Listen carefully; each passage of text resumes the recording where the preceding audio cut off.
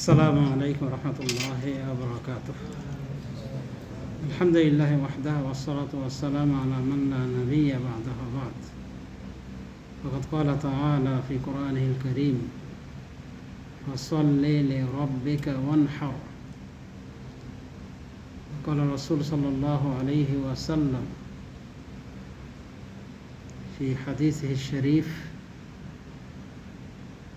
كما جاء في السنن سنن أبي داود الترمذي والنسائي بن ماجه وغيرها أن النبي صلى الله عليه وسلم قال: أربعة لا تجوز، وفي رواية لا تجزئ في الأضاحي: العورة البين عورها، والعرجاء البين عرجها، والكثيرة التي لا تنكي، والمريضة البين مرضها। আলহামদুলিল্লাহ, আল্লাহর প্রশংসা করি, লাখো কোটি শুকরিয়া জ্ঞাপন করি যে আল্লাহ রাব্বুল আমিন আমাদেরকে ইসলামের উপরে প্রতিষ্ঠিত রেখেছেন। ইসলামের উপরে প্রতিষ্ঠিত থাকা এবং ইসলামকে ফলো করে চলা কোনো প্রকার সন্দিহান ছাড়াই, এটা একটা বড় নেয়ামত। ইসলাম নামের নেয়ামত থেকে লক্ষ লক্ষ মানুষ আজ বিচ্যুত হয়ে রয়েছে। অনেকে ওই লক্ষ্য করে দেখবেন যে আল্লাহকেই মানে না, আল্লাহকে স্বীকার করেন, দেয়ার ইজ নো গড, এদের কথা। এরা হলো নিকৃষ্ট প্রাণী, নাস্তিক। তবে আস্তিকের সংখ্যাই বেশি পৃথিবীতে, নাস্তিকের সংখ্যা একবারে সামান্য। তাও বলা যেতে পারে ওরা ওই শিক্ষিত নাস্তিক, মানে বলা যেতে পারে মানে জেনে শুনে তারা নাস্তিকতা পথ বেছে নিয়েছে, হয়তো ভিতর থেকে স্বীকার করে। কারণ তাদের গডফাদার যে ফেরাউন, সেও কিন্তু বলতো আনা রব্বুকুম আলা, কিন্তু ভেতর থেকে আল্লাহকে স্বীকার করত। তো যা হোক, নাস্তিকের সংখ্যা খুবই নগণ্য। বাকি তাহলে আস্তিক কিন্তু মুশরিক। এই জাতীয় লোকের সংখ্যাই বেশি। যেমন হিন্দুরা, তারা আস্তিক, মানে আল্লাহকে স্বীকার করে কিন্তু এই স্বীকার কাজে দেবে না। ইহুদ আল্লাহকে স্বীকার করে কিন্তু কাজ দেবে না, কারণ তারা বলে ওজার আল্লাহর বেটা, বলে আউযুবিল্লাহ। আর খ্রিস্টানরা কি বলে? ঈসা আল্লাহর বেটা। তো এই বিশ্বাস কাজে দেবে না। তো আলহামদুলিল্লাহ, আল্লাহ রাব্বুল আলামিন আমাদেরকে এত বিভ্রান্তদের মাঝে আমাদেরকে যে মুসলিম হিসেবে আত্মপরিচয় দিতে তৌফিক দিয়েছেন, এটা অনেক বড় কথা। আবারও বলি আলহামদুলিল্লাহ। সমাজ শুধু আমাদের সামনে কয়েকটা ইস্যু, কোনটা দিয়ে আলোচনা করা যায়, শুরু করা যায়। সামনে আমাদের ঈদুল আযহা, আবার সামনে হজ, আবার আমাদের সামনে রয়েছে অতি সামনে জিলহজ মাসের প্রথম দশকের দিনগুলি, যেগুলির ফজিলত অনেক। আবার ফারুক চৌধুরী ভাইয়ের পক্ষ থেকে একটা এসেছে, একটা প্রস্তাব এসেছে একটা বিষয়ে আলোচনা করা। তো যা হোক, সবগুলি না পারলেও কিছু বিষয়ে আলোকপাত করবো আমরা, তৌফিক ইল্লা বিল্লাহ। তো বর্তমানে আমরা যে দিনগুলিকে বরণ করতে যাচ্ছি, এই দিনগুলি হলো আশর জিলহিজ্জা, জিলহজের প্রথম দশক, প্রথম থেকে নিয়ে 10 তারিখ পর্যন্ত। তো এই 10 তারিখের আমল আল্লাহর নিকটে অনেক প্রিয়। বুখারী শরীফের হাদিসে রাসূলুল্লাহ সাল্লাল্লাহু আলাইহি ওয়াসাল্লাম বলেন: মা মিন আইয়ামিন আল আমালুস সালিহু ফিহা আহাব্বু ইলাল্লাহি আযজা ওয়া জাল্লা মিন হাযিহিল আইয়াম। ক্বালা ওয়ালাল জিহাদু ফি সাবিলিল্লাহ ইয়া রাসূলুল্লাহ। ক্বালা ওয়ালাল জিহাদু ফি সাবিলিল্লাহ।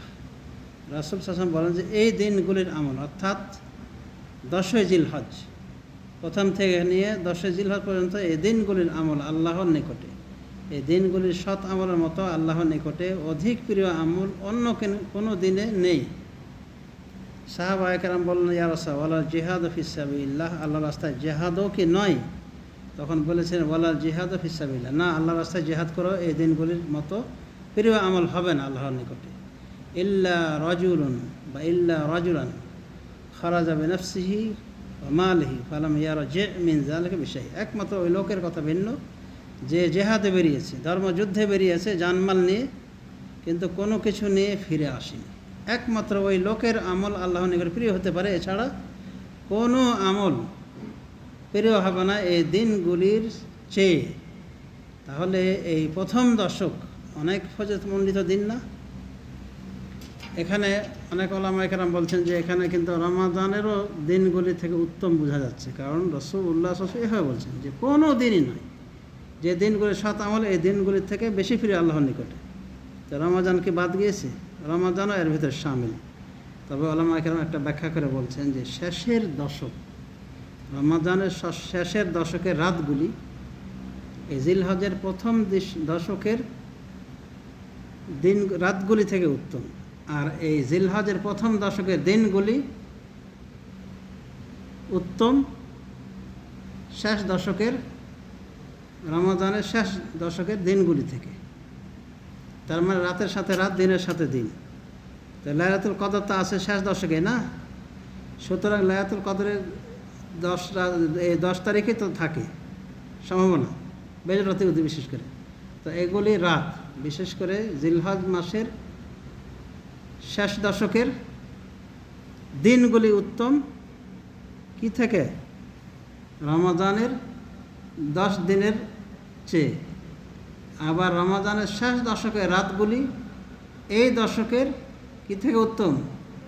রাত থেকে উত্তম। এভাবে শেখুল ইসলাম ইবনে তাইমিয়া একটা সমাধান দিয়েছে। আলহামদুলিল্লাহ, ভালো একটা সমন্বয়। তাহলে আমরা বুঝতে পারলাম যে কত ফজিলতমণ্ডিত দিন। ওয়াল ফাজরে ওয়া লায়ালিন আশর, আল্লাহ কসম খেয়ে বলছেন ওয়াল ফাজর, ফজরের কসম এবং 10টি রাতের কসম। 10টি রাত বলতে ইবনে আব্বাস বুঝিয়েছেন এবং আরও অনেকে বলছেন, তারা তাফসির কারকগণ, মহান তাফসির কারক তারা বলছেন যে এই 10 তারিখ বলতে জিলহজ মাসের 10 তারিখ মানে দিনসহ, অর্থাৎ জিলহজের 10ই জিলহজ পর্যন্ত। তো আল্লাহ যার কসম খান তার একটা বিরাট প্রায়োরিটি আছে না। সুতরাং এই দিনগুলি অনেক ফজিলতমণ্ডিত। এখন এই দিনগুলিতে আপনি কি করব, আমি কি করব? এই দিনগুলিতে যে কোনো শতামল করতে পারি। তার ভিতরে শ্যামে রমাদান তো আছেই, ফরজ এগুলো পার হয়ে গেছে। রমাদানে নফল শ্যাম আমরা পালন করতে পারি। এক হাদিসে পাওয়া যায় রাসূলুল্লাহ সাল্লাল্লাহু আলাইহি ওয়াসাল্লাম নফল শ্যাম পালন করতেন এই 9 জিলহজ পর্যন্ত। সুতরাং আমরা নফল রোজা রাখতে পারি। আর বিশেষ করে আরাফার দিনও কিন্তু এই 10 তারিখের একটা দিন, 9 আরাফা। এই আরাফা রোজা আমরা রাখার চেষ্টা করব। এই আরাফা রোজা রাখলে কি পুরস্কার বলেন দেখি? হ্যাঁ, আগত বিগত মিলে 2 বছরের গুনাহের কাফারা হয়ে যায়, সগীরা গুনাহের কাফারা হয়ে যাবে। তো এই 10 তারিখের 9 তারিখের এই দিনটা আমরা কাজে লাগানোর চেষ্টা করব শ্যামের মাধ্যমে। আর 10 তারিখে যে কাজগুলি আমরা করব, হাজিরা তো অনেক কাজই করে থাকি। 9 তারিখে তারা আরাফা পালন করে, যে আরাফাকে রাসূলুল্লাহ সাল্লাল্লাহু আলাইহি ওয়াসাল্লাম বলেছেন আল হাজ্জু আরাফা। আরাফাটাই হলো হজ। তার মানে হজ্জের বড় একটা ইবাদত আদায় হয়ে যায়। আরাফা ছুটে যাওয়া মানে কি হজ আর কল্পনা করা যায় না ওই বছর। তো আরাফার দিনটাও কিন্তু 10 তারিখের একটা দিন, 9 জিলহজে পড়ে, তাই না? আর 10 জিলহজ এটাকে বলা হয় ইয়াউমুল হাজ্জিল আকবার, হজ্জের বড় দিন বা বড় হজ্জের দিন। এটাকে কুরবানির দিন। তো হাজিরা এদিনে অনেকগুলি কাজ করে, প্রায় সিংহভাগ কাজ হজ্জের শেষ হয়ে যায় এই দিনে। এই জন্যে বলা হয়েছে এটা হজ্জের বড় দিন বা বড় হজ্জের দিন, দুইভাবে বলা হয়েছে। তো হজকে কেন বড় হজ বলা হয়? বা ইয়াউমুল হজ আল আকবার বলতে কোন দিনকে বোঝানো হয়েছে? আরাফার দিনের পরের দিন, অর্থাৎ কোরবানির দিন। তো কেন এই দিনকে বড় দিন বলা হয়? কারণ এই দিনে অনেক বড় বড় কাজ সম্পাদিত হয়, বা হজকেই বড় হজ বলা হয়েছে। কেন বলা হয়েছে হজকে বড় হজ? কারণ উমরাকে ছোট হজ বলা হয়। অধিকাংশ উলামায়ে কেরাম উমরাকে ছোট হজ বলেছেন এবং এই মর্মে এখন হাদিস রয়েছে সহিহ ইবনে হিব্বানে, শেখ আলবানী বিশুদ্ধ বলেছেন। বলা হয়েছে ওয়াইনাল উমরাতা আল হাজ্জুল আসগর, উমরা হলো ছোট হজ। কাজে পাবলিক মুখে যে এটা চালু রয়েছে যে উমরা হজ, এটা আলহামদুলিল্লাহ মানে এটা তাদের আশা করি ভুল হবে না। কারণ অধিকাংশ উলামায়ে কেরাম এই ছোট হজ বলতে উমরাকে বুঝিয়েছে। আর ছোট হজ থেকে বড় হজকে পৃথক করতে গিয়ে এই হজকে, যেটা ইসলামের রুকন, এটাকে হজ্জে আকবার বলা হয়ে থাকে। দুটো ব্যাখ্যা রয়েছে, হয় দিনটাই বড় দিন হজ্জের, অথবা বড় হজ্জের দিন। তো এই বড় হজ্জের দিন বা হজ্জের বড় দিন কখন হয়?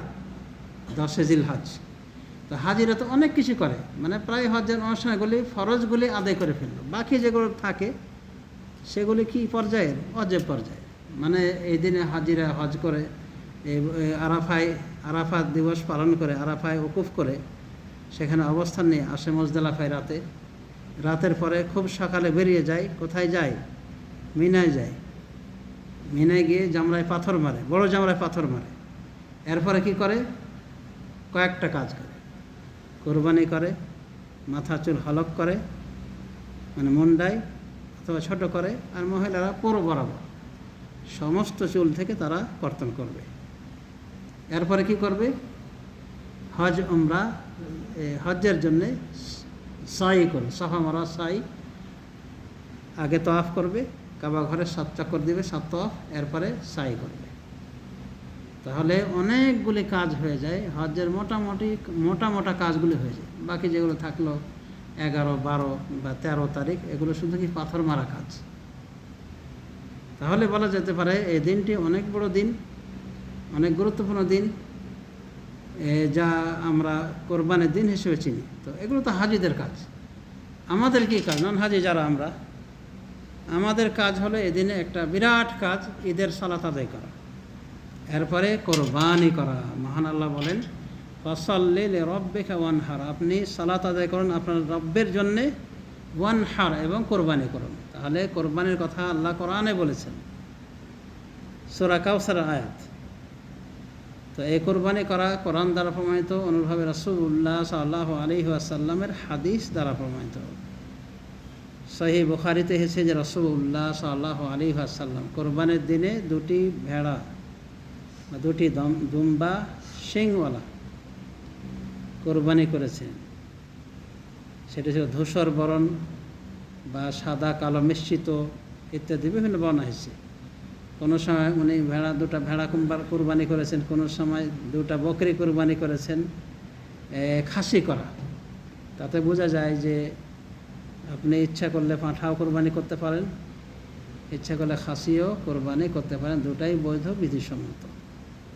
তো যাই হোক সমাজ শুধু আমরা তাহলে প্রথম দশকের ফজিলত উল্লেখ করেছি এবং কিছু আমলও আমরা উল্লেখ করেছি। গুরুত্বপূর্ণ আমলের ভিতরে আরাফার রোজা রয়েছে, 10 জিলহজের কোরবানি রয়েছে, ঈদের সালাত রয়েছে, আরও কী রয়েছে।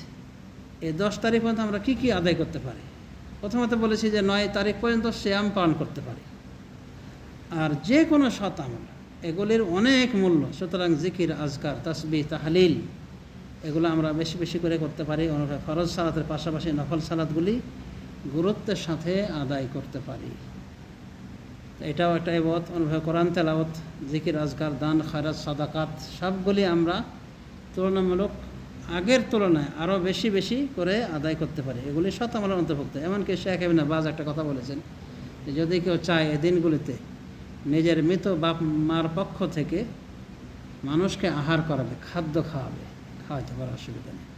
একটা কথা বলেছেন যে রমাদানেও যদি ইচ্ছা করে পিতা মাতার পক্ষ থেকে মানুষকে খাওয়াতে পারে।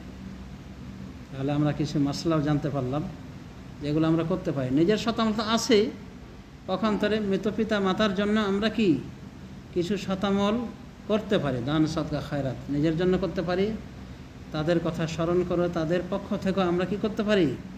এই জাতীয় আমল দ্বারা ইসালে সওয়াব করতে পারি। তবে কোরআন তেলাওয়াত করে ইসালে সওয়াব করার নিয়মটা সঠিক নয়, এগুলো আমাদের মনে রাখতে হবে। তো এই কোরবানির দিনে আমরা কোরবানি করে থাকি যারা নন হাজি, আর ওনারা কোরবানি করেন, কিন্তু এটার নাম কোরবানি না। আমরা বাঙালিরা বলি যে হাজিরা কোরবানি করে। হাজিরা কোরবানি করে না, আসলে কি করে? হাদি জবেহ করে, মানে তাদের হজ্জের একটা অনুষ্ঠান হিসেবে হাদি জবেহ করে। এখানে এটা বোঝানোর কোনো কায়দাই নেই কোরবানি ছাড়া। আসলে হাজিরের মশলাও এটা আছে যে হাজিরা কোরবানি দিবে কিনা, হাদির পাশাপাশি হাদি, তাদের কোরবানি কী বলা হয়? হাদি বলা হয়। এটা একটা মশলা আছে যে হাদিরা ওই হজ্জের অনুষ্ঠানে তো কোরবানি করবে, হাদি জবাই করবে, এরপরে কোরবানি দিবে কিনা। তো মশলায় বলা হয়েছে কোরবানি করাটা তাদের জন্য মোস্তাহাব, কিন্তু হাদি হজ্জের অংশ হিসেবে তাদের করতেই হবে। কয় প্রকার হজে? 2 প্রকার হজে, তামাত্তু হজ্জে আর কেরান হজ্জে। তামাত্তু হজ মানে যাতে আগে এহরাম বেঁধে উমরা সেরে নিয়ে খালি হয়ে যায়, ফ্রি হয়ে যায়, মানে সাহাবী নর্মাল কাপড় পরতে পারে। আবার 8 তারিখে হজ্জের এহরাম আলাদাভাবে বাঁধতে হয়, অজু গোসল করে পাক সাফ হয়ে। তো এখানে এই হাজিকে কোরবানি দেওয়া লাগবে। আবার যে হাজি হজ উমরা একসাথে সম্পাদনের নিয়াত করেছে, মানে শুরু থেকে, তারও কোরবানি লাগবে। তার কোরবানি হাদি বলা হয়। তো হাজিরা তাদের হাদি জবাই করার পরে আলাদা কোরবানি দেওয়া তাদের ওয়াজিব নাকি, এই বিষয়ে সবাই একমত যে না, ওয়াজিব আর থাকে না, ওটা তাদের মুস্তাহাব। তাহলে আমরা বুঝতে পারলাম যে হাজিরা হাদি জবাই করে, এটা তার জন্য ফরজ। আর নন হাজিরা যে কোরবানি জবাই করে, কোরবানির পশু, এটার বিধানে ইখতিলাফ আছে, এটা ফরজ নাকি সুন্নাতে মুআক্কাদা, ইখতিলাফ রয়েছে। অধিকাংশ উলামায়ে কেরাম মনে করেন যে এই কোরবানি দেওয়া সামর্থ্যবানের উপরে সুন্নাতে মুআক্কাদা। পক্ষান্তরে কিছু উলামায়ে কেরাম তারা মনে করেন যে কোরবানি দেওয়াটা ওয়াজিব সামর্থ্যবানের উপরে, যাদের সামর্থ্য রয়েছে, মানে অর্থ করে রয়েছে, এরকম লোক তার উপরে কোরবানি করা ওয়াজিব, ফরজ। এটা কিছু উলামায়ে কেরাম বলছেন। তবে আবু হানিফা ওয়াজিব বললেও ওনার একটা শর্ত আছে। শর্ত হলো সামর্থ্যবান বলতে জাকাতের নেশাবের মালিক যে, সেই হলো সামর্থ্যবান। কিন্তু অন্যান্য উলামায়ে কেরাম এরকম কোনো শর্ত আরোপ করেনি। সুতরাং মোটামুটি সচ্ছল, জাকাতের মালিক না হোক সচ্ছল যদি হয়, তাহলে সে কোরবানি দিতে পারে। তাহলে সেই কোরবানি দেওয়ার জন্য কি প্রস্তুত হবে, তার উপর কোরবানি দেওয়া ওয়াজিব। যে মোটামুটি সচ্ছল, কোরবানি দিলে তার পরিবারে বিরাট কোনো প্রভাব পড়বে না। আর যারা গরিব মানুষ প্রভাবিত হবে, মানে কোরবানি করলে, অথবা ঋণগ্রস্তভাবে জর্জরিত রয়েছে, ঋণের বোঝাই, আর ঋণের তাগাদাও করছে ঋণদাতা, তো তার ঋণটা পরিশোধ করা উচিত, কোরবানি প্রয়োজনে বাদ দিবে। কিন্তু এমন যদি হয় ঋণগ্রস্ত, কিন্তু ঋণ থাকলেও তার পরিশোধের অ্যাবিলিটি আছে, যোগ্যতা আছে, তো সে ঋণ করে হলো কোরবানি দিতে পারে। একটা ভুল কথা চালু আছে যে যার ঋণ আছে সে কোরবানি দিবে। তা তো বড় বড় ধনী যারা, দেশে যারা কোটিপতি, যাদের প্রবাসে আশা লাগে না, ওরা কী করবে তাহলে? ওদের কোরবানি মাপ। তো এটা কথা সঠিক নয়। বরং মা আয়েশা রাদিয়াল্লাহু আনহা বলছেন, তুমি ধার করে হলো কোরবানি করো, ধার করে হলো কোরবানি করো। সুনান বাইহাকির হাদিস। তাহলে প্রচলিত গলত ধারণা আমরা বুঝতে পারলাম, এটা গলত কথা যে ঋণ থাকলেই কোরবানি হবে না। না, ঋণ থাকলে কোরবানি হবে না এমন নয়। ঋণের কারণে যদি সে প্রভাবিত হয়, তারপরে বিরাট আসর পড়ে, টান পড়ে যায়, তাহলে কোরবানি দেওয়া তার জন্যে এটা কি সুন্নাতে মুআক্কাদা হিসাবে নয়, থাকবে না।